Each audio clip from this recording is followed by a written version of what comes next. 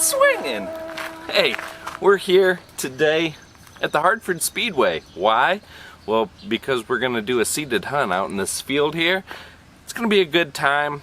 Maybe I'll give you some tips on hopefully how to be successful. Hopefully I'm successful at this seated hunt. Find some old coins that are planted by our hunt master, but it's gonna be a good time. Like I said, give you a couple tips. Got a new detector. Don't know if we're gonna use it, but we'll see. We'll bust it out. We'll do a little hunting afterwards. So stay tuned, and I hope you guys enjoy this video.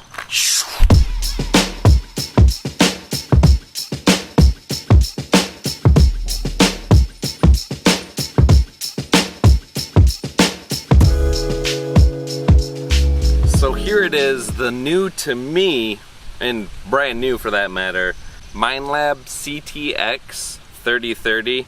Now, I know this detector has been out for a number of years, and I've seen a lot of people have a lot of success with this, but it's something of a dream. I mean, if you guys know, which most of you do, this is not cheap, and it took a little bit to save up for it, but I think it's going to be worth it, and I'm really stoked to use it. Now, there's a learning curve that I still have to go through because I've only used this once with my buddy who has one, and it was awesome. I loved using it, so I knew I had to get one. So I think for the first hunt, what we're going to do is just hunt with it wide open, really try to learn just the tones and what it's telling me, and we'll go from there. We'll get some programs eventually dialed into how I hunt and the style and what I'm looking for, but I think, like all detectors, wide open and dig everything.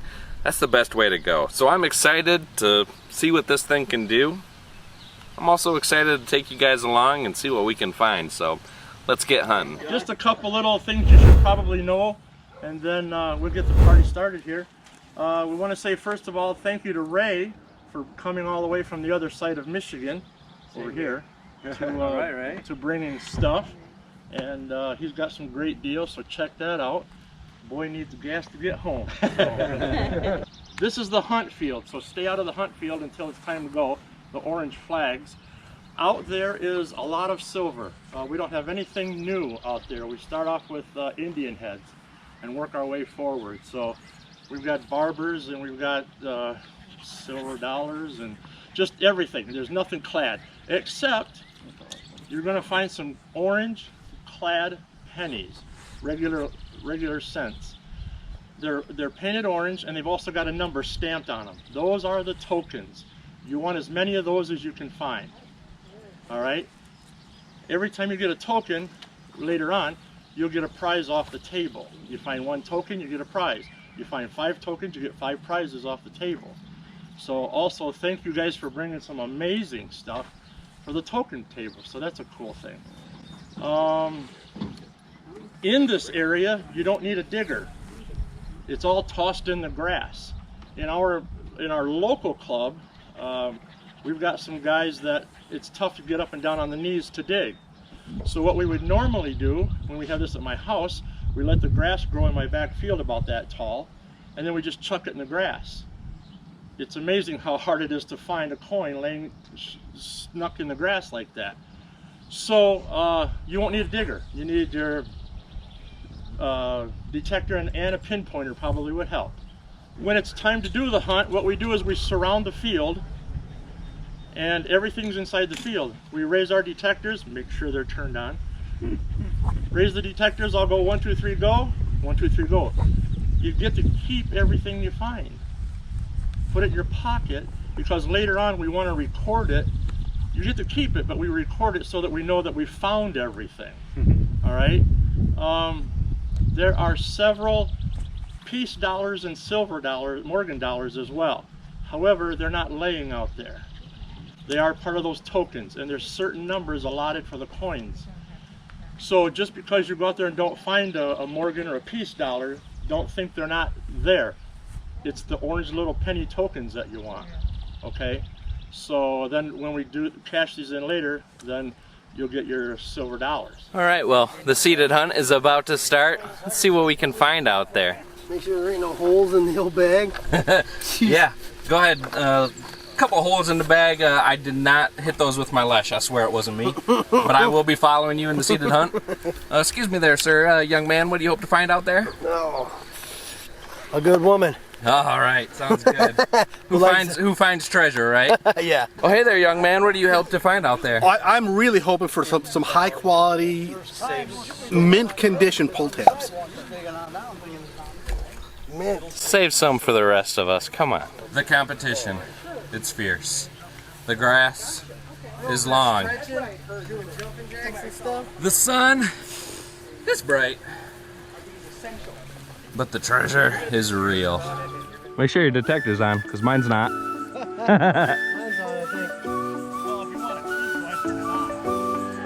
Ready, get set, So as the hunt go! gets started, you can see that I run right out to the middle trying to get away from the herd, but then my coil is loose. I think that happened when I was moving it in and out of my car.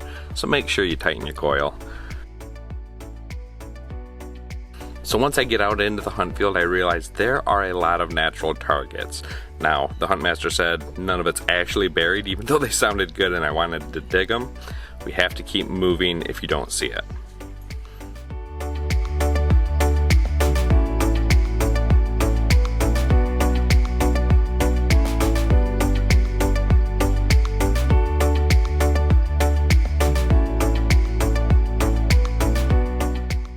One of the things to remember when targets are not buried in your seated hunt, use the eye track. Do you see this target right here? That's a Walking Liberty $50 that I saw before I even detected it, and that other detectorist was so close, but they were not paying attention. That Walking Liberty half is mine.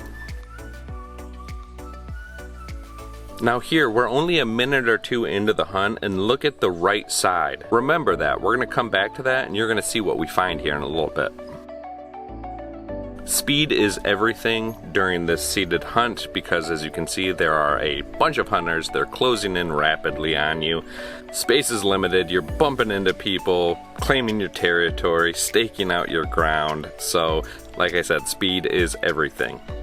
One of the things I do going into a seated hunt is think like the hunt master. Where would I try to hide these targets, these coins, for other detectorists to try to find? And maybe make it a little bit challenging for them. The tall grass that you're seeing here, there's a lot of targets in, and for some reason I think people skipped over it because they don't want to try to put their coil through that taller grass because it can be difficult. But there's a lot of good targets in there, so definitely take your time, search out some of those harder to detect places like this grass.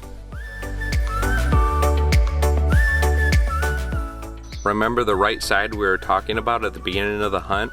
So I doubled back and I'm coming towards the camera here, and I find probably 5 or 6 targets right in the same area where people just walked right over as they were plowing into the middle, and those edges were filled with targets. So keep an eye on where your competition is going and maybe where they've been, but I guarantee you if you double back behind them, you're gonna pick up plenty of stuff that they missed. As the hunt goes on, don't get discouraged. There are still plenty of targets out there that people are passing up. Right here I'm surrounded by other detectorists, and we pull out another big silver.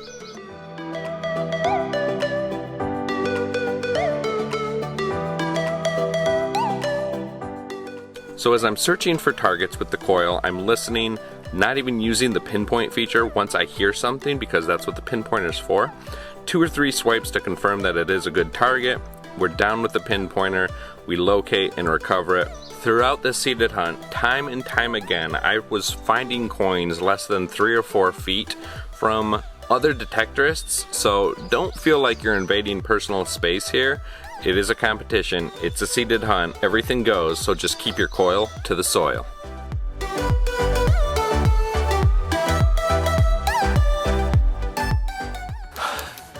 Whew! It's hot out there, but we found some goodies. So here's a couple of tips for doing a seated hunt, especially in tall grass. First thing, make sure you turn on your detector. Before we started, I almost totally forgot to turn on my detector.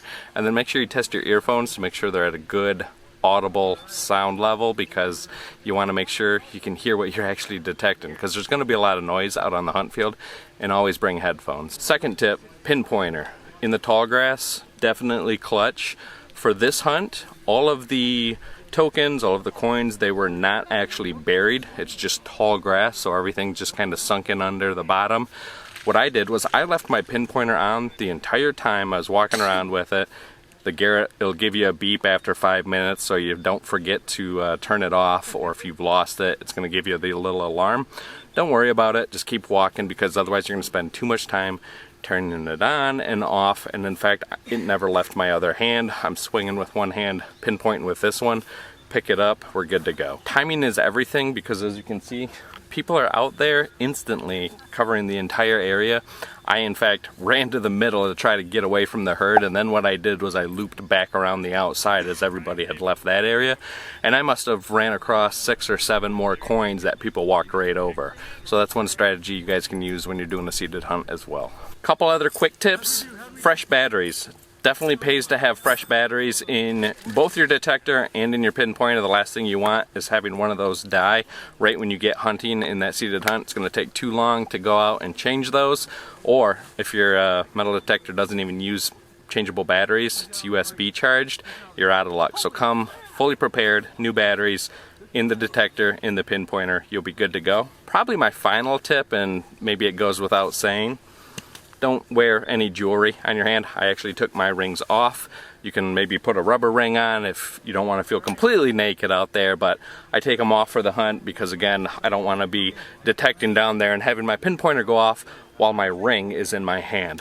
Done that before. I feel like an idiot. Never do it again. Look at all the treasure. How do we do, Huntmaster? I'm shocked.